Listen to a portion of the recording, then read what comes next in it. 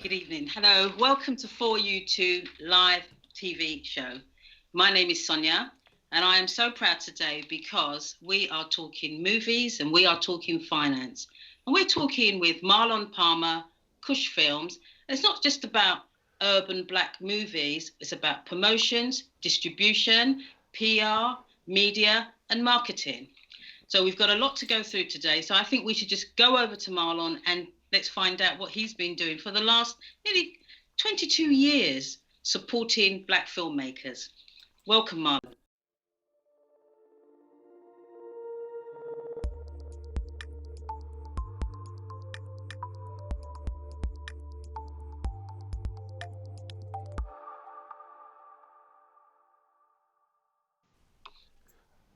Hi. Okay, so welcome, Marlon. I think you are there. We're still social distancing, but I have got Mr. Palmer here with me. Hi, Sonja. Hello, how are you? I'm good. Okay, well, I'm so pleased that you could join us on For You Too. It's been an absolute pleasure.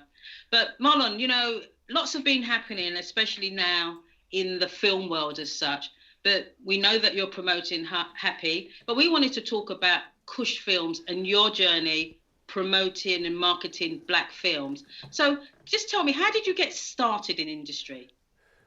In the industry, well, basically, I created industry for myself, basically. I don't know. I just had a passion for film.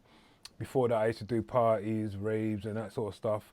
A young man who grew up in Tottenham, quite well known for keeping raves and parties and dances and that kind of stuff.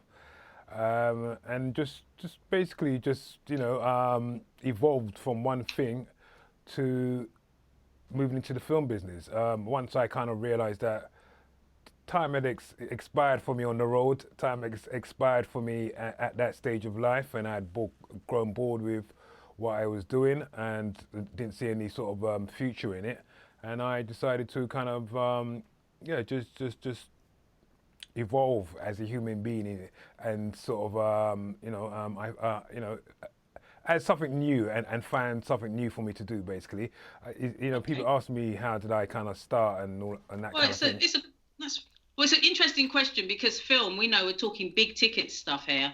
So I know you've just explained you use some of your transferable skills from organising big promotions, but the industry itself is very closed, as you know. So I think it's interesting that you've managed to break through with a niche product and service with KUSH Films. Well, yeah. Again, if obviously it's what I weren't really looking at it as so much as that. Apart from wanting to, the key thing for me when I first started was wanting to support black filmmakers, because at that time in 1998, I didn't feel that black filmmakers were being given the opportunity to have their films seen on the big screen. And plus, also the public didn't have access to seeing certain black films. Things that we take for granted now, it wasn't like that in 1998. So I'm one of the first guys to start going to cinemas, opening the doors to UK cinemas by going there and saying I want to show black films there, and bringing my now renowned film club, the KUSH Film Club, to to most cinemas in London. That's right, and we've got 21 years of the now KUSH Film Boutique, 22. as it's now called, 22 where years. 21 years of actually delivering films. You had films like Daughters of the Dusk. I know that you had things like Four Brothers, which was actually produced by the late John Singleton, and that had a box office in the US of over $92 million. So you are in a business that generates a lot of income. So how have you managed to keep your business going and survive? By using transferable skills, as you said, learning how to hustle. These are the things I learned from the road: surviving, how to hustle, how not to take no for an answer, how to make things work, and not let closed doors stop me from doing what I want to do. So resilience, being determined, being creative. These are the things that help me to survive in the industry all this time, and also to overcome all the hurdles, barriers, the disappointments, the stress, Well, tell us about some of them. You know? Just tell us a few of the hurdles, barriers, disappointment that you've just mentioned. Because, you know, when you deliver the KUSH Film Boutique, the spaces that were used were always very nice, which is brilliant for black film. There was, you know, audiences had a chance to be in the comfort of a professional surroundings for your events, which is something that a lot of people are grateful for. And not only that, you're consistent, and this is what people want. So what sort of hurdles have you overcome to keep going? Because it's a long time in an industry that does not support black business creatives. Well, to me, the greatest hurdle. Just one hurdle. Yeah, the greatest the greatest hurdle, which is the most important hurdle. To me, nothing else matters. The greatest hurdle is yourself. You know, it's yourself, and the greatest hurdle I had to overcome was my own mindset, my own limitations, my own inhibitions. That's what I had to overcome. And once I kind of learned to embrace those, to understand those, then everything was limitless as far as I'm concerned. Everything was possible. Nothing, no one could stop me. So it didn't matter what they did at the end of the day. Once my mind was determined, once my intention was set, once I had set what I wanted to do, then, you know, I was going to keep going. I was going to make things happen, and I was going to get into the best cinemas. I was going to get the best films. I was going to make a living from it. And you've done very well. So I wanted to talk to you about your new Urban Image International Pictures, which is the distribution arm to KUSH, because it's all very well making a great movie, but if no one gets to see it, it's a waste of time and a waste of money. So how have you managed to explain to us about the whole distribution network, because that is a vital component in the industry. So how have you managed to tackle that, promote black business, and get films actually distributed to high-class places?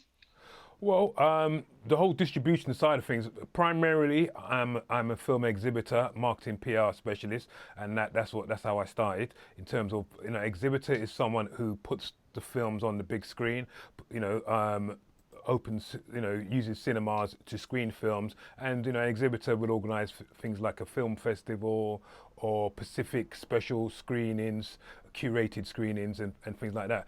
A distributor now is similar to, you know, the quick analogy which people understand is Warner Brothers, 20th Century Fox, Universal Pictures. You know, these are the guys or the companies that control films, and they're the ones who put films in cinemas. They're the ones who, you know, put films on streaming platforms. And they control the film market. So a distributor is someone that you can, as a filmmaker, can go to and do a deal with the film, with the distributor, and the distributor will either put up the money, or, you know, some work in different ways where the filmmaker may put up the money, but they can get your film into the cinema, they can sell your film to Netflix, to, you know, digital platforms. They come up with a strategy of how to market your film and how to, you know, recoup on your film. So distribution is very important, because we, you know, especially in our community, in the black community, we are, you know, very creative people. So, you know, in fashion, film, you know, music, you know, yeah. We create, you know, creative items, you know, content, and we basically then have to go to other people who control the various industries, and they basically, you know, they give us the chump change, as I would call it, and they make all the... When you say chump change, you mean because the industry... They give us the smaller... It may seem big to us at the time, you know, but to them it's peanuts. So, you know, but they make the real money out of it. But most importantly, more than the money, they control the narrative. They control, you know, the fashion. They control the imagery, you know, film and TV.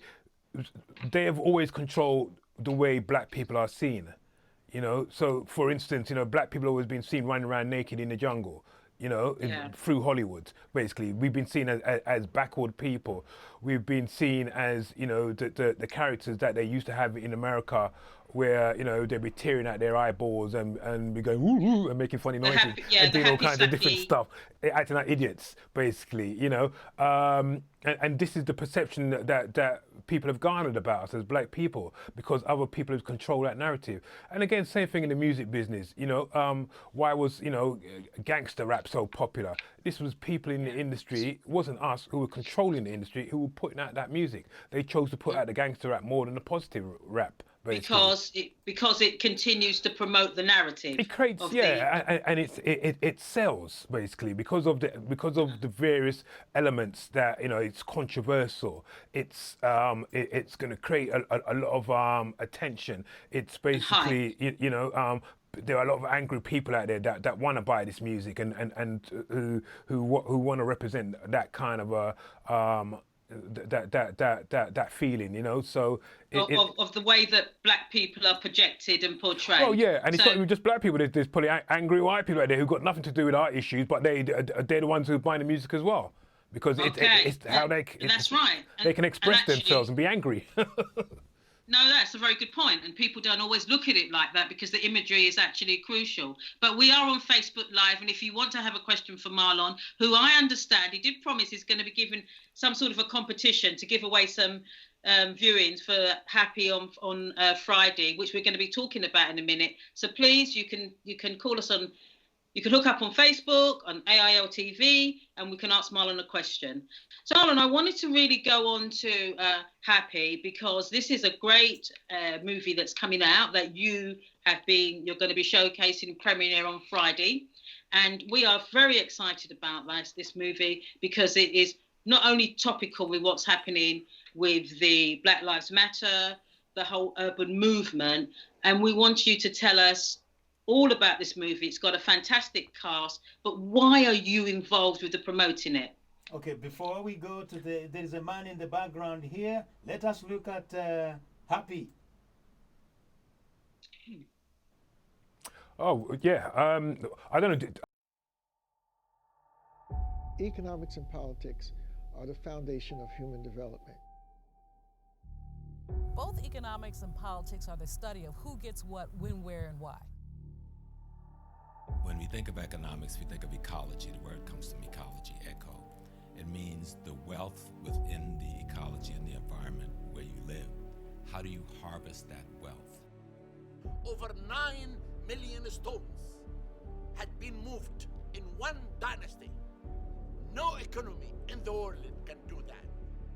Wall Street is the cornerstone of American economic commerce. So really, if you talk about slaves as commodities and the trading of slaves and the ability to make money from financial assets, I mean, Wall Street is a part of that tradition. It is no mystery in the world as to why Africa in particular is so coveted. It's warfare on more than one level, right? Because it's a dehumanization of the people. Your human value is not evident, realized, respected. Your reaction on a psychological level is to acquiesce or strike a blow and fight back.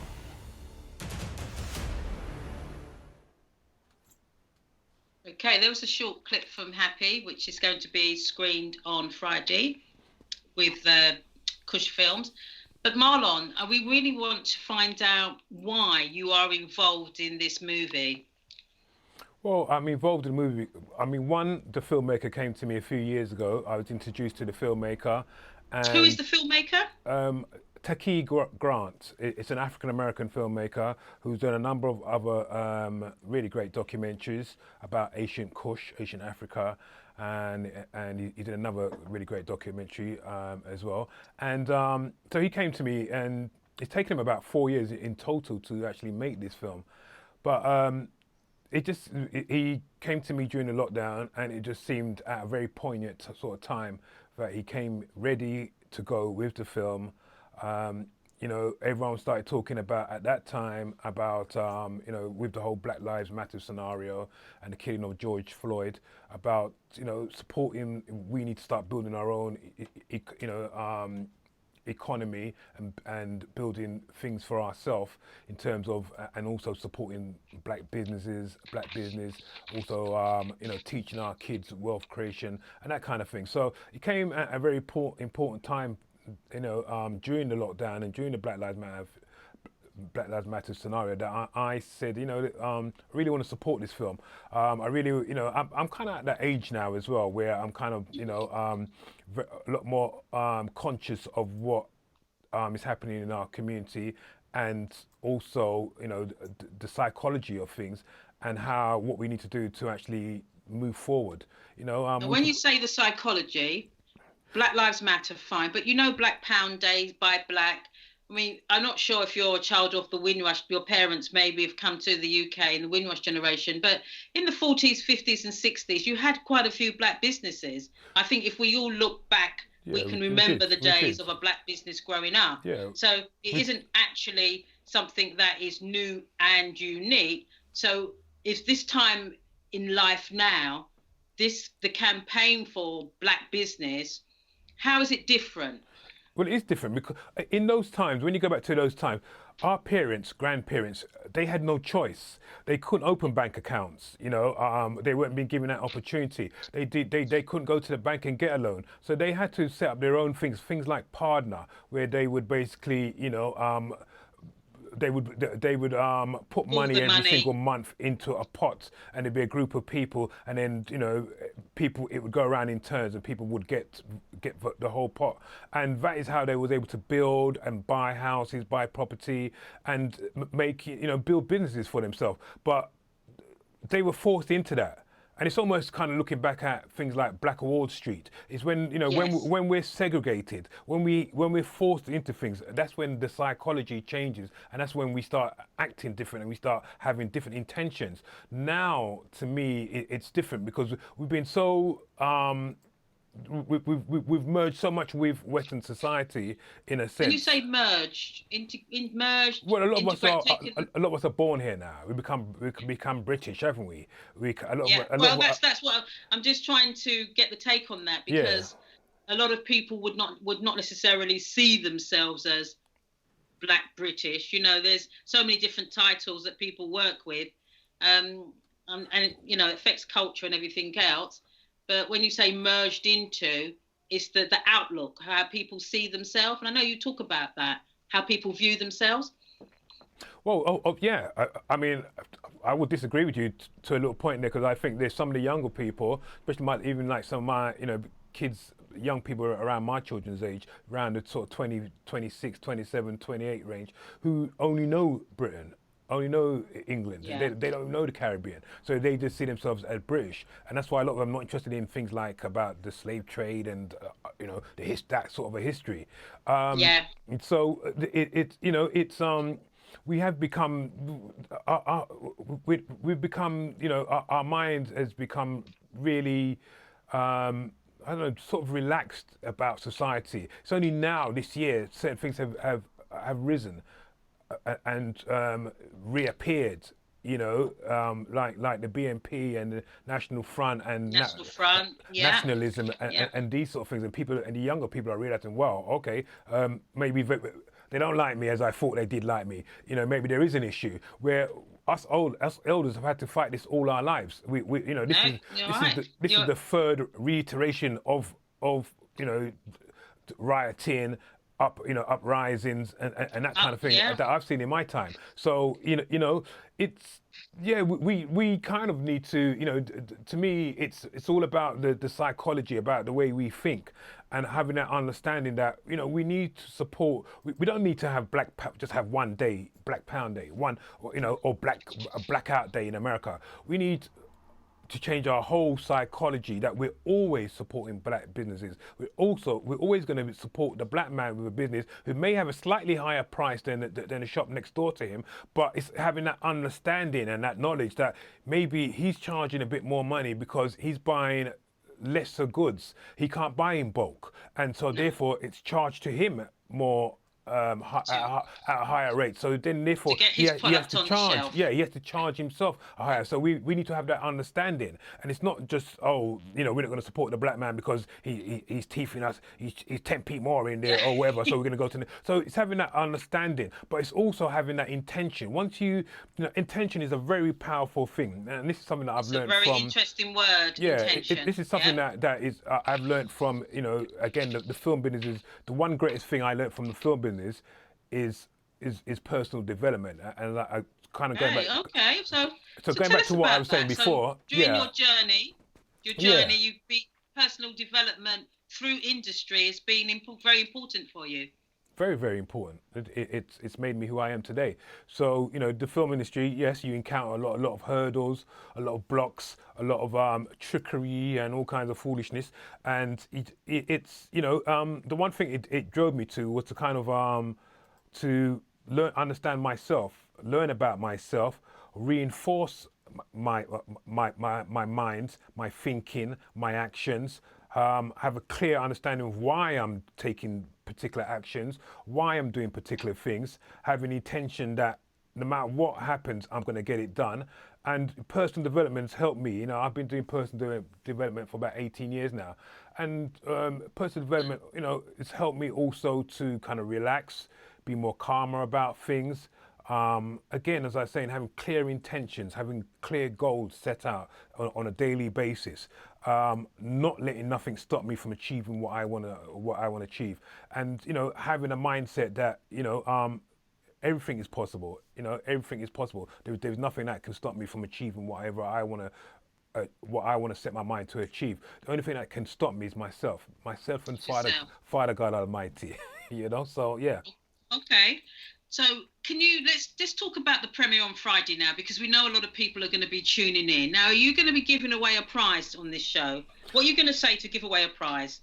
Well, first thing I want to say is we want, you know, lots of people to please come and support the film. Come and see. It's not just another talking heads film where you just got a bunch of people sitting there and talking.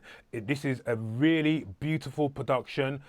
Tell us some of the cast as well, Marlon. Sorry to cut you there. Yeah. Just tell us about some of the cast, because that's really... I'm going to tell you, don't worry. Right, so it's visually stunning. It's a beautiful film. It's really powerful. And it takes you on a journey, you know, right back to ancient Egypt, to ancient KUSH, to some of the great black civilizations, ancient Mali, and it comes right up to Black Wall Street, up to the success of you know, the town of Greenwood in Tulsa, and also when it comes right up to present day. But it's showing you how these people became successful, how success was achieved.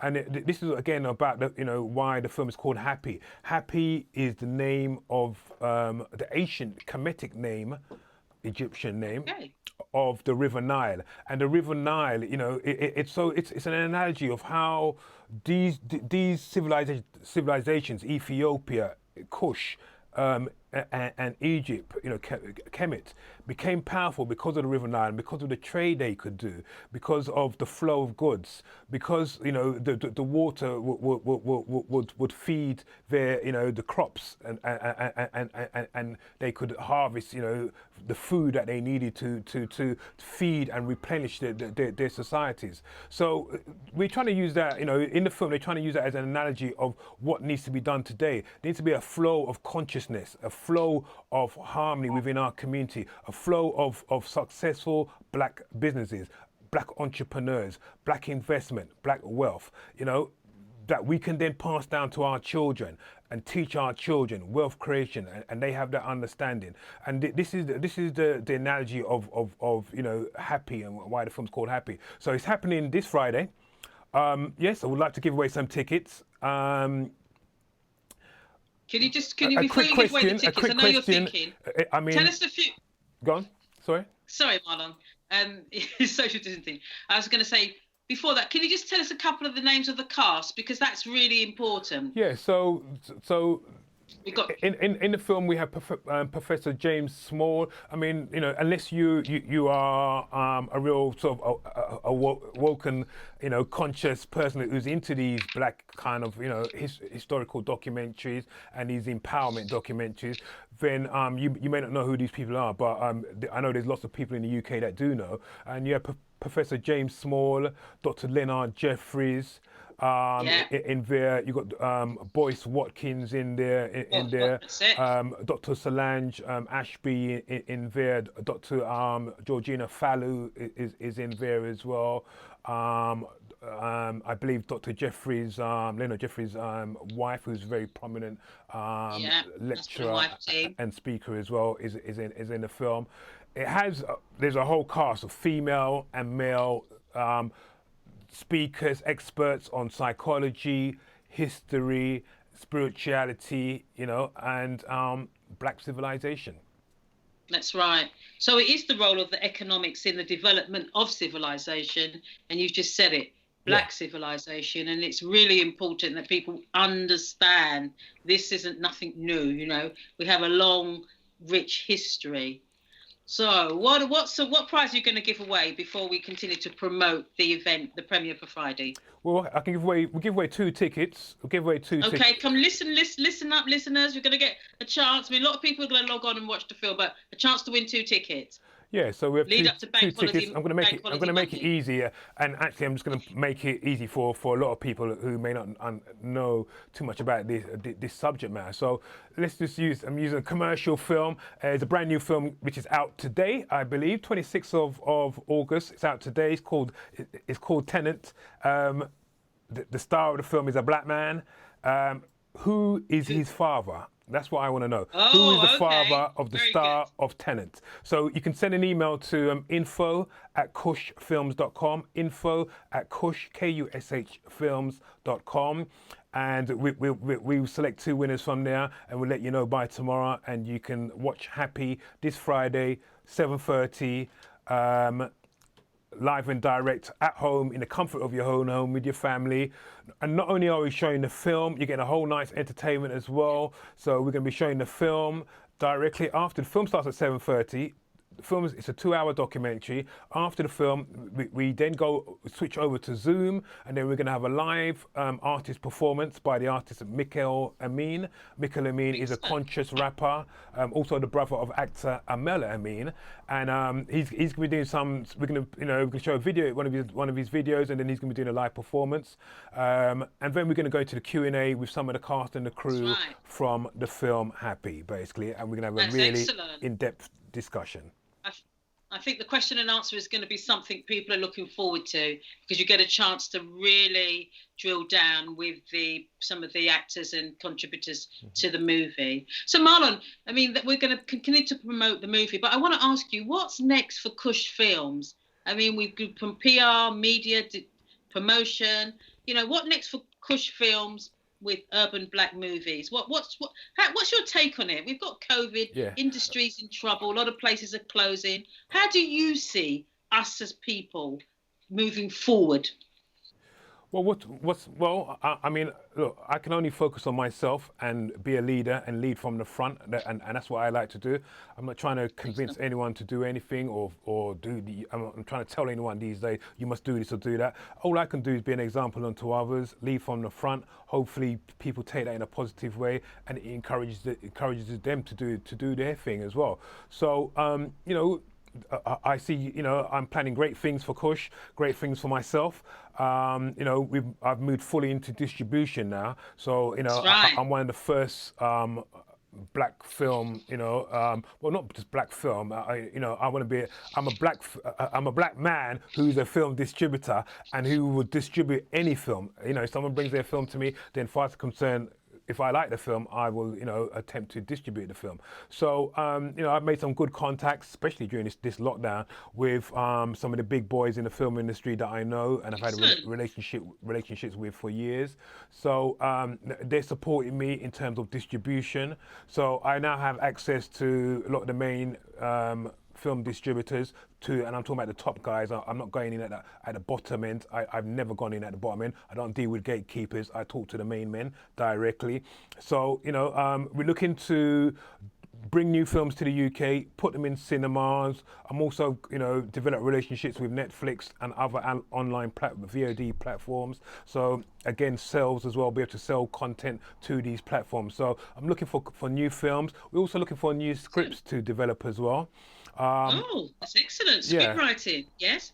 So, and then I'm also setting up a partnership with a good friend and a filmmaker of mine, Freddie Nowaka. We're looking to work together to specifically support UK filmmakers and, as they would call them, urban films as such. And we're looking to, set up our own production house and be churning out films that we produce, finance, and also distribute ourselves, basically. So the whole industry process, you're going to be taking that on from the beginning to the end. So it's a production house, yes. And that will be, again, that's separate from all the other stuff I will be doing, distributing through New Urban Image as well. So, that would be specifically focusing on the UK marketplace. But I'm also looking to do international films through New Urban Image, international pictures. So, I'm looking to be very busy. I'm looking to, the key thing here is that I'm no longer going to be sitting down and waiting for people to open doors for me. The key thing is that I'm opening doors, and I'm opening doors for my fellow compatriots who are filmmakers and script writers and those people as well. So we're looking at doing big things. I'm also looking at, I won't say too much about it, but launching Suffolk online. We're already doing stuff online, as you know. So we have HAPI online, and we're also working with a UK distributor, Bohemia Media, and we have a film called Clemency, starring the great Alfred Woodard, and also Wendell Pierce and Aldis Hodge, up and coming rising American actor, and Clemency. So if you go to our website, which is www. I love LUV.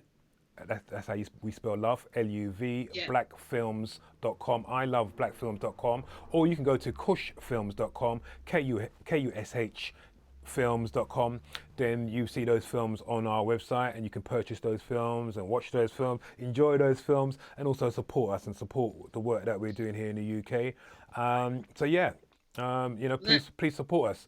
Let's do big things. No, you're going to get the support. But before we go, because time's really running out now, I just wanted to ask you about KUSH Community Arts and Media Development, your not-for-profit arm of the business, which was set up in 2001 to give back to the community. You've done a lot there. Can you talk to us about that? Because this is about bringing young people on, and I know that you've got a passion for young talent. So how's that going? Yeah, it's been quiet, to tell the truth, over the last, I've been going through some changes in the business and also personally in life, and so we haven't done anything really with KUSH Community Arts and Media Development since, to be honest, 2013. In 2013, the last thing we did was a schools competition. It was celebrating the 50th anniversary of Martin Luther King's anniversary, or of the anniversary of the speech, I Have a Dream. So I came up with the idea of getting young kids to write their own I Have a Dream speech, and we ran that as a schools competition in the London Borough of Hackney, and it was really great. It was supported by my good friend and actor Rudolph Walker, who was one of the judges, and so we did that. In the past, I've also devised and run training courses for disadvantaged young people, disadvantaged who, like myself, I came from a disadvantaged background, growing up in Tottenham and not always been on the right side of the tracks. But I devised a training course called A Bridge for Normal Living, which was aimed at helping young people recovering from substance abuse, learning difficulties, prison, what else? Exclusion and that kind of thing. And we ran that for nearly over 3+ years in the London Borough of Hackney. It was based at the Rio Cinema in Dalston, in Hackney. Excellent. And then other things we've done. I ran a Black History Month film festival for 3 years. Sights and Sounds of the Past. We did that at the Rio Cinema. It was a mobile film festival that toured around London to various cinemas over the course of a week. And I've done talent shows and all kinds of different things for supporting young people and trying to give back, and I kind of need to get back into that. The only issue for me was that I suppose what kind of, kind of hinders me sometimes is that I'm one that sort of loathes to, beg for money or have handouts and government funding and that kind of stuff. I'm very, very independent, and that has enabled me to be self-sufficient. It's enabled me to kind of have this longevity within my business and run KUSH for so long, because I am self-sufficient and self-reliant. But we have got money in the past, quite a bit of money in the past. But it's not really my focus. It's a great engagement tool. It's a great engagement tool because our young people are very creative, and you've demonstrated that. Well done. Obviously, if we can run projects through our own sources of funding, then that's what we'll be looking to do. And what I'm looking to do with Freddie Nowaka. A lot of people know him as Freddy Krueger. He's an ex-rapper, and he's a positive guy as well, doing positive things in our community. One of the things that we are looking to do is to nurture young talent and to provide opportunities and access for young talent as well. So Excellent. So when can we expect the next KUSH Film Boutique? Is that going to be coming back soon? What have you got lined up for us there? I've kind of stepped away from it basically, and I kind of looking to do other things and just focus more on the distribution side of things. So I'm looking for some younger people, younger energy, new blood, new ideas, new creativity to come on board and to kind of take over the KUSH Film Boutique, as we call it, maybe even rebrand it and to kind of like run it, start it again next year. So I have access to the films, I've got access to the cinemas, but I've run my course, 22 years of doing it, and I kind of, I need new impetus in my life. Need new blood now. And I need new challenges as well. So it became mature for me, and I wasn't really enjoying it anymore. So, I enjoy meeting the people on the day of the screening, hear people, standing at the back of the cinema, and you're hearing people whether they're laughing, crying, or going ooh, ah, or whatever. But leading up to it was a bit of a chore, and I've done it for so long now. It's no more exciting for me. So I kind of, want to find some young people and give them the opportunity to do that. So if there's any young people out there listening that want to become, want to get involved in the film business, want to organize events, film screenings, want to be a film exhibitor, have a passion for film, then send me an email, info@kushfilms.com. We're online at KUSH Films online. I'm on Twitter at KUSH Films, KUSH. They can find me, and I'm willing to listen and willing to support. That's wonderful. Honestly, that's a great opportunity there. Anyone listening, even if you're someone who's always thought about it, COVID's taught us it's time now to just get on with things. It's never too late. If there's something you've been thinking about, guess what? There's an opportunity there. So we're going to wrap up now because we're coming to the end. But Marlon, I just want you to give out the details again for Friday so everyone can log on and watch HAPI. This is really important. Everybody needs to understand about the role of economics in the development of civilization and how we are the creators of all these things, especially the economy. Well, simple. Listen, let's build wealth together. Let's start doing this. Let's start setting our intentions to change the game and start being, the masters of our own game. So this Friday, HAPI, 7:30, go to the website iloveblackfilms.com, LUV, or kushfilms.com, KUSH. Buy a ticket. The film's at 7:30. After the film is going to be a live performance by Mikel Amin, World Changer, as his organisation calls himself. Then there's going to be a Q&A. There will be further screenings of the film the following week and the following week after that, on Thursday the 3rd and also on Friday the 11th of September. Each screening is also going to have a live performance afterwards, and there's going to be a Q&A afterwards as well. Please support the film, support yourself, support your family. Exactly. Let's, join the HAPI movement. Let's join this movement of building wealth and economic development. Definitely. And actually, it's bank holiday weekend, and as we know, it's carnival weekend. Normally, you'd have 100 million people descending on Notting Hill, but that's not happening, so we can take advantage of this and get involved. I mean, I'm sure people know, but for people that don't realise, the actual carnival itself generates £93 million for the UK economy. And one thing Marlon said earlier, where we talk about the history of individuals living in the UK, what people need to remember, Notting Hill Carnival actually started after a young man, Caribbean man, by the name of Kelso Cochrane, lost his life to Teddy Boys. He was stabbed to death, and that was one of the ways that they got race relations going. So when we attend the carnival online or anything else like that, we need to have the context to understand how this event came about. And it's still going over 60 years later, but we must never use the source why it actually started. And it is about Black people coming together, race relations, but in some ways things haven't changed. But in some ways, as Marlon said, we have moved on. It's a different time now. So please get involved and log on to the movie. Okay. All right. Well, I think, you know what? I think we're going to have a little wrap. We're going to show a little bit more. I think Joseph's going to do us a little bit more about the KUSH intro. And then we're going to say our goodbyes. Let us play HAPI movie. Okay, well, let's do the happy movie then. Yeah, the intro to that. Fine. Economics and politics are the foundation of human development. Both economics and politics are the study of who gets what, when, where, and why. When we think of economics, we think of ecology. The word comes from ecology, echo. It means the wealth within the ecology and the environment where you live. How do you harvest that wealth? Over 9 million stones had been moved in one dynasty. No economy in the world can do that. Wall Street is the cornerstone of American economic commerce. So really, if you talk about slaves as commodities and the trading of slaves and the ability to make money from financial assets, I mean, Wall Street is a part of that tradition. It is no mystery in the world as to why Africa in particular is so coveted. It's warfare on more than one level, right? Because it's a dehumanization of the people. Your human value is not evident, realized, respected. Your reaction on a psychological level is to acquiesce or strike a blow and fight back.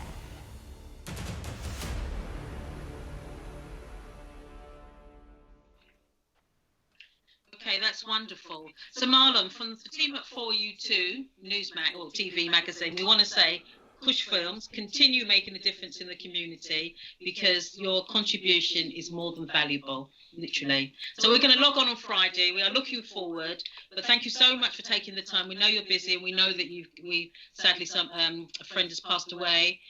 We obviously give our condolences to the family. Thank you. But more importantly, we'll all be safe, take care of ourselves, but continue to support each other, Black business or not, because our communities, we all depend on each other.